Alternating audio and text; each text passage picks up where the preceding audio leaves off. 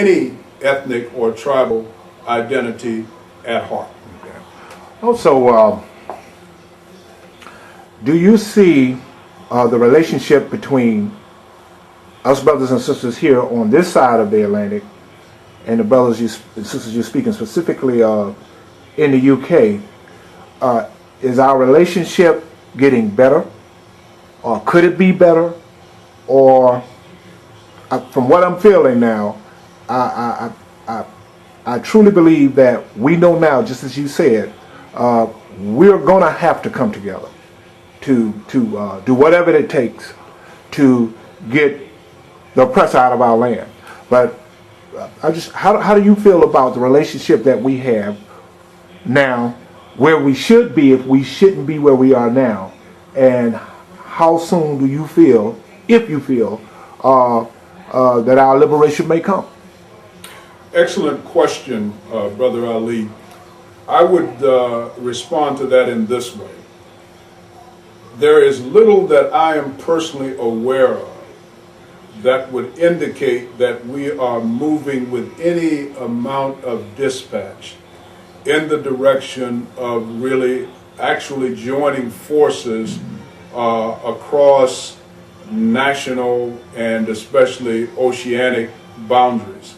As you and I well know, it's very difficult right here in the US of A for the various factions and elements amongst even the conscious black community, those who are racially conscious and who do care about black people and do care about Africa and African people. It's proven to be very difficult and almost impossible for us to get our own act together so that we work collaboratively with one another across organizational lines, so to speak. But there is some evidence that people are beginning to give more consideration now to the need that somehow or other, need for us to somehow or other, I should say, bridge whatever gaps there may be between us organizationally, especially since otherwise we profess to have the same ideological foundation, that is black nationalism or some form or variation thereof in a domestic sense, and Pan-Africanism on an international or a universal sense. So there is beginning to at least be some talk amongst the different groups and organizations and spokespersons about the need for there to be some unanimity in terms of us working together. One of my close friends and colleagues, Brother Hekima Kanyama in Atlanta, the leader emeritus, I would say he may disagree with that reference, but that's how I feel about his position. He heads up the African Community Centers initiative there and the Unity for Power movement. And they are also advocating the 10-10-50 plan for economic revival amongst African communities throughout America. He is the leading proponent these days of the concepts of operational and functional unity. And that is, of course, in reference to the need for us to be able to unify without necessarily being victims of uniformity. That we should be able to retain our organizational independence and freedoms and latitudes, but still interact with each other in ways that tend to benefit the collective as a whole.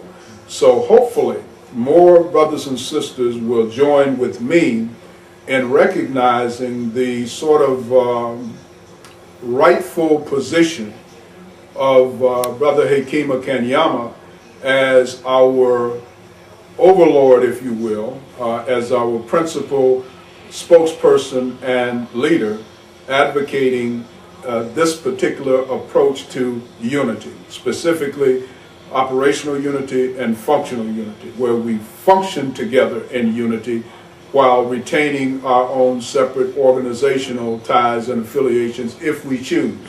And at some point down the line, who is to say that as a result of working together functionally and operationally, we may well see ourselves maturing to the point that we realize that we don't need so many different organizations since we're working together anyway, and we may well see fit to join forces. With that sort of example domestically, then we're in a better position to extend the good right hand of fellowship to our brothers and sisters across the ocean, in particular in this case in the UK. And hopefully Brother Jeff Donso and his group and some other folks that we know over there, Brother Paul Ifayomi Grant, for example, and the African business group over there, may see fit to do something similar to what I'm suggesting that we need to do over here. That is to say, if they're of like mind ideologically and philosophically and spiritually, they begin to work together across organizational lines and get in the habit of working together, become familiar with one another, which can develop confidence and trust, and then you begin to do things in unison, and the next thing you know, you might be talking about merging organizations or creating new organizations to replace a variety of different ones. So with those two types of movements going on, both here in the U.S. as well as in the UK, then I would say that yes, there's a very good likelihood that we may begin to see some tangible, measurable movement in the direction of unifying across the ocean. One of the things that can help facilitate that, of course, is this connection that we are now in the process of establishing between the Nationalist Black Leaning now and the group that Brother Jeff Danso, the Right Choices Community Association, who could be seen as our counterparts, working to reach out to us over here, and the Nationalist Black Leadership Coalition reaching out to the brothers there in the UK. We may well be in the process of setting an example by which other like-minded brothers and sisters may see fit to follow suit, and the next thing you know, we may have some regular interaction going on between the right-thinking and right-doing brothers and sisters here in the U.S. and our counterparts in the UK. The best wishes from those of us here in the U.S. to those of you there in Brixton in the UK. We wish you the best, and you will be hearing from us in the very near future. Brother Jeff Donso and the other members of the Right Choices Community Association in Brixton, the UK, to contact me, I would say both by email as well as by telephone. And I'd be happy to share with them the contact information. My email address, of course, is jlnscs@yahoo.com. My phone number is area code 561-689-1536.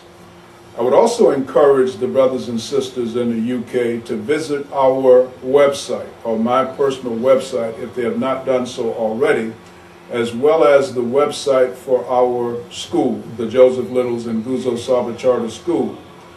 First and foremost, the school's website is www.jlnscs.org.